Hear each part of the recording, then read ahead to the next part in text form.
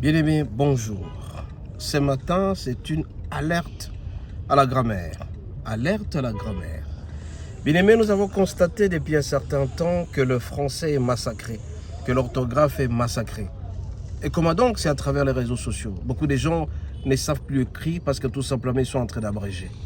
Bien malheureusement, quand nous allons à l'hôpital, les médecins sont incapables pour l'instant de faire les ordonnances parce qu'ils sont habitués à abréger les termes. On peut dire par exemple, je suis homme, G, S et 8 endormi. Et là, ça prouve à suffisance que les gens ne parviennent plus à étudier. Et la dictée que nous avons appris aux humanités, c'est une dictée qui est massacrée. L'homme ne peut donner ce qu'il a appris tout simplement. Alors qu'est-ce que nous allons donner à nos enfants quand on est incapable de savoir écrire? En parcourant les réseaux sociaux bien-aimés, on constate malheureusement que ceux qui écrivent ne savent plus écrire. Parce que tout simplement, on abrège à tout moment.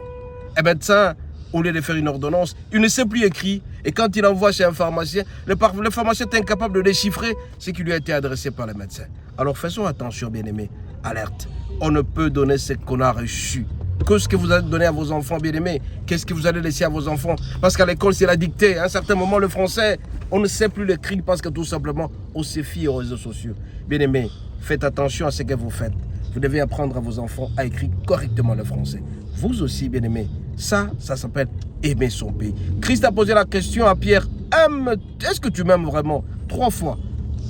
Et Pierre a répondu, Seigneur, je sais, tu sais que je t'aime.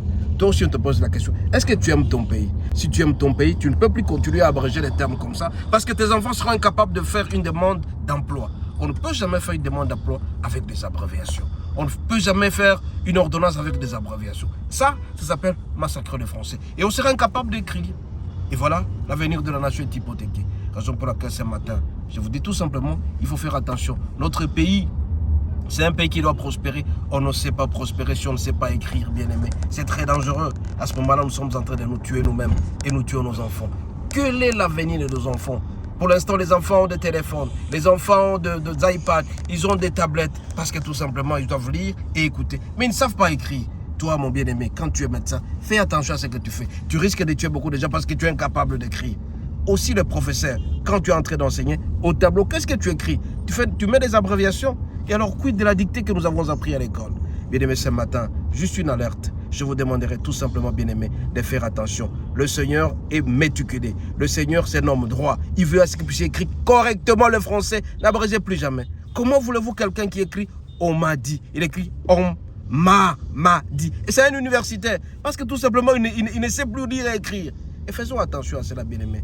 Ce matin, c'est une alerte pour vous. Je viens non seulement en tant qu'enseignant et prédicateur, mais un formateur pour vous. Si vous continuez à faire des choses comme ça, notre pays risque d'être hypothéqué et nous irons de catastrophe en catastrophe. Soyez bénis et à la prochaine.